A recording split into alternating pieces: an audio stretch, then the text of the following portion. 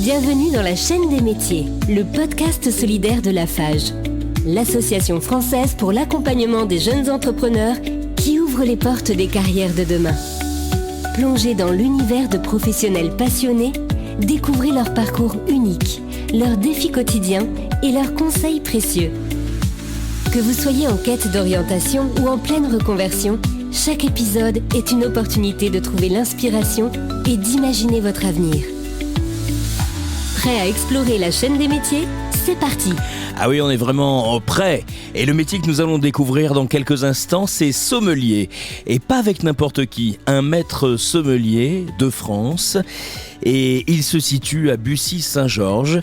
Il détient d'ailleurs un établissement, mais c'est le dernier en date parce qu'on va faire un petit peu le parcours de notre invité. Ça s'appelle Chai, C-H-A-I, Éric Certour. Soyez le bienvenu, Éric. Bonjour Sébastien. Ravi de vous avoir, Éric. Vous avez un parcours assez incroyable. Je viens de le dire il y a quelques instants. Vous êtes maître sommelier de France. Vous avez travaillé dans de très grands restaurants, comme le restaurant de Jacques Pic, 3 étoiles, sur Paris. Parce que vous êtes originaire, je crois, de la Drôme. De l'Ardèche, exactement. Je suis natif de l'Ardèche, oui. D'accord, oui. Et donc, on va voir un petit peu votre parcours. Les questions de notre podcast sont toujours les mêmes, mais en découvrant un petit peu votre vie professionnelle, je me dis qu'on va peut-être aller un petit peu plus loin. Pour commencer, le métier que l'on découvre, c'est le vôtre, c'est sommelier. Pour un jeune qui nous écoute ou quelqu'un qui souhaiterait reconversion, en quoi consiste précisément ce métier de sommelier, Éric ? Alors, le métier de sommelier, c'est un métier déjà d'une part de passion, et donc c'est le lien entre la cuisine et le client. Donc il doit concilier les accords mets et vins, en connaissant bien sûr sa carte des plats, magnifiquement bien sur le bout des doigts, et aussi sa carte des vins. Donc le sommelier, en fin de compte, donc c'est le lien. Il va vous donner un impact, un choix sur ce que vous allez consommer comme vin, en accord avec les plats que vous avez choisi. C'est le cœur du métier de sommelier, mais il y a d'autres univers aussi, puisque le sommelier peut être axé dans une cave, dans un caviste. Donc là, il est directement en lien aussi avec le vin et le client. Et puis, un sommelier peut être aussi travailler pour des sociétés. Voilà, donc différents univers du métier de sommelier à ce jour. Vous êtes issu de la cuisine très jeune, en fait, dans votre famille. Vous dites, moi j'ai envie d'aller en cuisine. C'est votre grand-mère qui a marqué... en tout cas, j'imagine de qualité de cuisinière qu'elle pouvait avoir, qui vous a donné envie de devenir cuisinier. Du coup, le fait que vous êtes sommelier, et ça vous a été apporté par le chef Jacques Pic lui-même, vous êtes également un excellent cuisinier. Alors, je peux pas dire excellent cuisinier, je suis un cuisinier passionné, puisque forcément, comme vous l'avez dit, ma grand-mère m'a initié dès l'âge de 9 ans à la cuisine. Et je retiens toujours sa phrase, elle dit, tu sais mon petit, la cuisine est un acte d'amour. Et c'est vrai, elle avait tout résumé. Et j'ai eu la chance de commencer mon métier à 15 ans chez monsieur Jacques Pic à Valence, qui est mon premier maître, et donc il m'a donné cette passion encore plus développée de la cuisine. Et j'ai eu la chance de rencontrer au sein de Jacques Pic monsieur Lucien, donc qui était un sommelier italien. C'est lui qui m'a donné la flamme de la sommellerie et d'embrasser cette belle carrière. Et j'ai eu la chance, une fois monté avec mon bâton de pèlerin à la capitale, de travailler avec monsieur Jean Frambourg, qui était le président des sommeliers de France et du monde. Donc lui, c'était mon second maître en nouvelle de sommelier, et il m'a apporté également un plus sur ma carrière. Vous savez, le sommelier, c'est aussi l'esprit du compagnonnage. Nous avons des apprentis et des maîtres, et il y a ce devoir de transmission dans ce métier. Et donc, j'ai eu la chance de faire partie à la fois de Jacques Pic pour la cuisine et la passion du métier de la cuisine, mais aussi Jean Frambourg, qui était un grand maître de la sommellerie, j'ai une pensée pour lui puisqu'il est parti au ciel. Donc, vous avez plutôt été compagnon dès 79, qui est d'ailleurs l'année de votre diplôme, puisque vous avez été à l'université de Suse-la-Rousse, c'est ça ? Absolument, je fais partie de la première université du vin. Alors, 1981, la première date, parce que 79, j'ai eu le CAP de sommelier, qui était le premier à l'époque. Mais après, monsieur Jacques Pic a vu que j'étais vraiment passionné par le monde du vin et m'a inscrit à l'université du vin de Suse-la-Rousse, 1981, oui, première promotion. Et là, nous étions 16 étudiants, alors de tout univers, puisqu'il y avait un Belge, il y avait une Hollandaise, il y avait un Chilien, donc c'était assez international. Et on a eu vraiment des cours de grande qualité en amphithéâtre, amphithéâtre, sur l'ampélographie, sur des grands intervenants onologues français. Donc vraiment, ça m'a permis d'apporter tout le côté livresque de la partie sommelier, parce qu'il a fallu travailler aussi en bibliothèque et apprendre dans les livres, parce que le vin, c'est aussi aller dans le terrain, aller dans la vigne et apprendre au contact des vignerons, mais surtout aussi apprendre les appellations. Donc il y a une partie à la fois concrète sur le terrain et à la fois aussi étudiante. Donc on est étudiant dans ce domaine toute sa vie finalement. Oui, parce que le monde du vin, c'est tellement complexe. Moi aujourd'hui, j'ai plus 45 ans de métier, je comprends un peu quelque chose dans le domaine du vin, mais lui, il nous remet en question tous les jours, puisque le vin, c'est la plus grande leçon d'humilité qui existe. En tant que sommelier étudiant, qu'est-ce que l'on apprend justement quand on décide de prendre cette filière ? Alors aujourd'hui, il y a tout un tas de filières. Il y a le brevet professionnel sommelier, il y a la mention complémentaire sommelier. Donc il faut avoir au préalable faire des études bac pro ou bac professionnel, donc sur le métier de la restauration, de la salle. Et ensuite, il y a des options sommellerie. Alors après, et l'avantage, c'est que il y a un métier par alternance, et ça vous permet d'avoir dans un pied dans un restaurant ou dans une cave, et aussi auprès de grands professeurs des collègues sommeliers qui aussi enseignent. Vous voyez, notre univers de sommelier, ils peuvent aussi enseigner, transmettre leur savoir à ces jeunes passionnés qui vont embrasser notre carrière. À quoi ressemble une journée type d'un sommelier, Eric ? Alors moi aujourd'hui, le matin, c'est forcément la mise en place, parce qu'il faut aller faire la cave du jour. Donc on va chercher ce qui a été vendu la veille et mettre en place nos belles bouteilles dans la cave du jour. Alors ça, moi j'ai eu la chance de travailler aussi dans les grands établissements étoilés Michelin, et là aussi il y a des caves somptueuses, et donc il faut aller chercher les beaux trésors, les amener près du restaurant pour qu'ils soient le plus près possible du client au moment du service. Et après, bien sûr, c'est le service proprement dit. Donc là, une fois que le maître d'hôtel a pris la commande, on intervient pour conseiller, comme je l'ai dit au préalable, qu'est-ce que vous avez pris comme plat. Donc c'est pour ça qu'il faut vraiment connaître la cuisine, pour telle sauce, tel plat, qui peut s'apparenter avec tel ou tel vin. Donc là, c'est ce rôle de conseil auprès de la clientèle. Alors ça va également, le sommelier est le conseil du vin, mais aussi des eaux et aussi des apéritifs. Il doit connaître aussi le bar, donc toute la partie des cocktails. Et en fin de repas, bien sûr, forcément orienté sur un chariot de liqueur ou eau de vie. Voilà, donc il a un parcours assez complet, le sommelier. Le maître des alcools, en fait. Absolument, des eaux de vie, voilà. Vous avez un parcours incroyable, également lors de votre arrivée à Paris. On vous a vu passer au Fouquet's, puis le Tout Paris, à la Samaritaine, et également le restaurant Pierre au Palais Royal, près de la Comédie Française. Oui, j'avais repris le restaurant Pierre au Palais Royal, à côté de la Comédie Française. Là, c'était un restaurant, ce qu'on dit, semi-gastronomique, avec une clientèle vraiment haut de gamme et exigeante. Donc oui, ça a été un de mes derniers parcours sur la place parisienne, entre autres. Alors, ce sont évidemment des établissements prestigieux, et on a peut-être le sentiment, je voudrais votre avis là-dessus, sommelier, on a l'impression que c'est un métier qui est réservé aux grands établissements. Est-ce que c'est vrai ? Non, je m'inscris en faux. Le sommelier peut très bien travailler dans un bistrot à vin. Donc forcément, le sommelier, il y a une étiquette qui lui est propre sur les grands palaces ou les grands établissements gastronomiques étoilés Michelin. Mais non, un sommelier aussi s'inscrit dans un bistrot. Vous en avez pléthore sur Paris. C'est aussi un homme important sur l'établissement.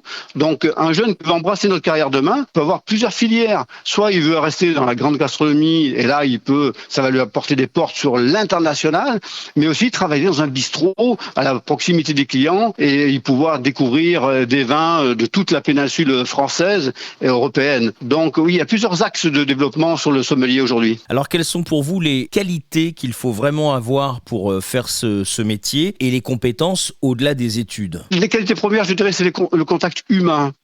Il faut aimer les gens, parce qu'on a un métier de service. On est un peu comme un buvard, donc il faut absorber beaucoup d'informations et les distiller au fur et à mesure au niveau de la clientèle. Donc les qualités, voilà, moi je dirais la qualité première, c'est la qualité humaine. Et ensuite, on l'apprend comme tout le monde, à la fois la dégustation, le vin, les appellations. Mais l'élément principal, c'est la qualité humaine. Aimer les gens, aimer servir, parce que aussi c'est un métier de service, il ne faut pas l'oublier. Et donc ça, les qualités pour moi aujourd'hui primaires. Votre métier a certainement évolué, parce que dans le cadre de votre carrière, vous avez connu, on va dire, les belles années parisiennes des années 80. D'ailleurs, oui, avec toute votre expérience aujourd'hui, je crois que vous êtes juré dans de nombreux concours de sommellerie, ce qui veut dire que les concours de sommellerie, ce sont des concours où vous jugez justement de jeunes sommeliers ? Absolument, des jeunes et des moins jeunes, puisque aujourd'hui vous avez les concours du meilleur jeune sommelier de France, du concours du meilleur sommelier de France, ensuite il y a le meilleur ouvrier de France, et là on juge à la fois des collègues plus jeunes ou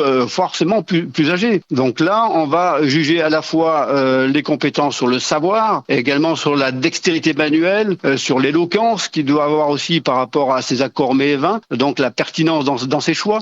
Voilà, donc nous sommes juges aujourd'hui, on juge nos confrères. Ça veut dire que vous êtes très très attaché en fait à la transmission. D'ailleurs, je crois savoir que vous avez écrit un livre et en le découvrant, j'ai souri. Je crée ma cave à vin en un week-end. C'est-à-dire que vous voulez permettre aux gens aussi de rendre, en tout cas, cet aspect de pouvoir créer une cave assez facilement avec l'expérience que vous avez justement. Comment est venue l'idée ? L'idée est venue très très simplement avec un ami, et c'est vrai que au contact de mes clients, les gens me disent tiens Eric, j'aimerais bien construire ma cave, mais soit j'ai pas de grandes finances, soit j'ai pas le local approprié, et donc l'idée m'est venue de mettre ça sur une feuille blanche, donner mon expérience de plus de 30 ans de métier, donner des petits contacts et des petits conseils, comment créer sa cave, même avec 20, 30, 40, 50, 100 bouteilles, forcément sur des vins de vignerons, pas forcément sur les grandes appellations, avec un budget qui peut être à la fois correct et puis important. Voilà, c'est donner un peu cette expérience-là à mes clients et des amateurs qui veulent vraiment aujourd'hui de plus en plus construire une cave. Donc ça veut dire que vous réalisez des audits pour des professionnels, mais aussi pour des particuliers ? Absolument, oui, tout à fait. Votre métier a-t-il évolué d'une façon particulière avec l'expérience que vous avez, un peu plus de 40 ans ? Est-ce qu'aujourd'hui le métier a gardé toutes ses lettres de noblesse ? Est-ce qu'il évolue aussi avec la société ?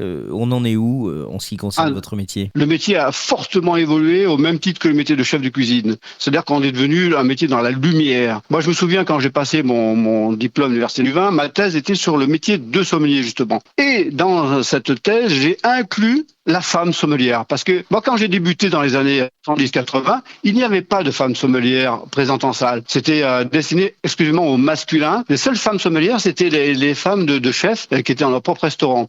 Donc là, le métier, oui, a évolué aujourd'hui parce que nous sommes dans la parité. Aujourd'hui, il y a de grandes femmes chefs sommelières qui excellent. On a eu une représentante qui nous a représenté la France il y a quelques années au concours mondial. Donc oui, le métier a évolué un peu plus dans la lumière également, donc on en parle au même titre qu'un chef de cuisine. Un sommelier, c'est l'alter ego du chef de cuisine dans un restaurant. Donc oui, je confirme aujourd'hui que le métier a fortement évolué, notamment pour inclure l'aspect féminin dans le restaurant. Et ça, j'ai eu du mal aussi, parce que j'ai eu la chance de former une jeune femme sommelière qui était Catherine Arnaud, et qui a eu un poste proposé au Bristol, et elle était confrontée à un sorte de machisme important au Bristol, qui ne voulait pas de femme sommelière. Elle s'est imposée et elle a eu le poste. Et ça, bravo, je tiens à leur féliciter. Remarquez, c'est un peu comme les garages. Il y a très peu de femmes garagistes et donc il y a des a priori. Absolument, je confirme le propos. Parce que au début de la carrière, c'est vrai, quand ma jeune collaboratrice arrivait près d'une table, non, appelez-moi votre chef sommelier. Donc, il n'y avait pas ce climat de confiance. Une femme ne pouvait pas être sommelière. Donc, voyez, donc même aujourd'hui en cuisine, moi, ma grand-mère était cuisinière. Donc aujourd'hui, il y a ce matriarcat méditerranéen. Aujourd'hui, vous avez de plus en plus de grandes femmes chefs de cuisine. Et ça, il faut le rendre hommage aujourd'hui, et ça c'est fabuleux parce qu'elles ont une sensibilité supérieure à nous les hommes. Le moment le plus marquant de votre carrière, et quel conseil vous pourriez donner à quelqu'un qui souhaite se lancer dans votre profession ? J'ai eu la chance, grâce à ce métier de sommelier et travailler dans une grande maison, de côtoyer des grands hommes et femmes de notre monde, comme le prince de Monaco, comme la reine d'Angleterre. Donc vous voyez, ça c'est une accessibilité qu'on peut avoir grâce à ce métier. Et si je peux dire pour ces jeunes, c'est un métier de passion. Il faut être passionné, pas forcément avoir le côté éthylique de la profession. Ça, c'est un métier qui vous fait voyager, non seulement dans les livres, dans l'esprit, mais aussi sur le terrain, parce qu'il vous ouvre les portes à la fois sur le national, mais sur l'international, parce qu'un sommelier français est très demandé à l'étranger aussi. Donc c'est un métier plein d'avenir. Oui, alors c'est vrai que petite parenthèse, c'est vrai que quand on voit des émissions avec des professionnels comme vous, parce que vous parlez du terme éthylique, en réalité, ça me fait toujours un peu mal au cœur de voir que quand vous dégustez les vins, ensuite vous les recrachez. Oui, alors j'avoue j'avoue honnêtement, quand c'est très bon, on recrache à l'intérieur, parce que voilà. Alors vous avez aujourd'hui un établissement et qu'on va appeler en fait une cave à manger. Vous vous situez donc à Bussy-Saint-Georges et votre établissement s'appelle Chai, C-H-A-I. Pour ceux qui nous écoutent, bien sûr, vous avez compris le jeu de mots. J'ai regardé la définition précise. C'est un lieu en rez-de-chaussée, ce qui est vrai, même si on descend un petit peu pour votre restaurant, où l'on emmagasine les alcools, les vins en fût. Et vous y êtes très bien. Vous avez eu un petit coup de cœur pour le restaurant dans lequel vous êtes installé, malgré que vous avez quand même eu un certain nombre de mois de travaux aujourd'hui chez vous. Et pour être venu manger chez vous, justement, je vais être transparent, c'est incroyablement, et ça c'est quelque chose qui est important pour vous, c'est incroyablement accueillant, chaud, et on sent la passion dont vous nous parlez et que vous conseillez aux jeunes qui voudraient faire votre métier d'avoir. Absolument, parce que comme je dis, moi, le leitmotiv de chez moi, c'est bienvenue chez vous. Donc il y a cette convivialité qui est naturelle, parce que c'est vrai que moi j'ai eu la chance de travailler dans les grands étoilés Michelin, et c'est vrai que dans les étoilés Michelin, on joue un rôle. Et chez moi ici, chez Eric Sertour, c'est bienvenue à la maison. On est vraiment le plaisir de vous accueillir en toute convivialité. On fait une cuisine bistronomique. La star, c'est le produit, comme j'aime à le dire, et nous sommes simplement les humbles alchimistes. Alors notre dernière question, je crois vous l'avoir transmise, elle est importante et nous allons en parler maintenant. Il s'agit de la chaîne des métiers et comme son nom l'indique, tout à l'heure vous parliez des maîtres, des apprentis, et la chaîne, c'est notre rendez-vous. Vous êtes un maillon aujourd'hui. Est-ce qu'il y a un professionnel que vous aimeriez nous recommander qui ne fait pas le même métier que vous et qui pourrait lui aussi intégrer notre chaîne des métiers? Y avez-vous pensé ? Oui, absolument. Alors vous savez, comme je l'ai dit tout à l'heure, nous sommes métier de passion, de transmission. Et je pense à mon ami Christophe Mello, qui est compagnon du Tour de France dans le domaine du charpentier. Ah, génial. Et lui aussi, c'est quelqu'un qui est vraiment un grand passionné, et qui a un devoir de transmission. Il forme aussi beaucoup de jeunes. Et donc voilà, j'avais une pensée pour lui parce que on a le même métier. Vous savez, moi j'ai retenu une phrase d'un ancien Premier ministre qui disait le métier manuel, c'est l'intelligence de la main. Et ça, cette phrase, je l'ai vraiment bien ancrée en moi.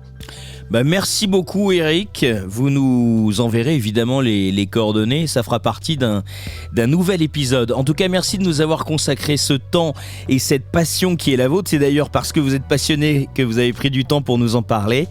Et j'invite évidemment les personnes qui nous écoutent à se renseigner si vous allez faire un petit tour du côté de Bussy-Saint-Georges. On n'a pas l'habitude de faire de la publicité pour les intervenants de notre émission, mais là franchement ça vaut vraiment plus que le détour.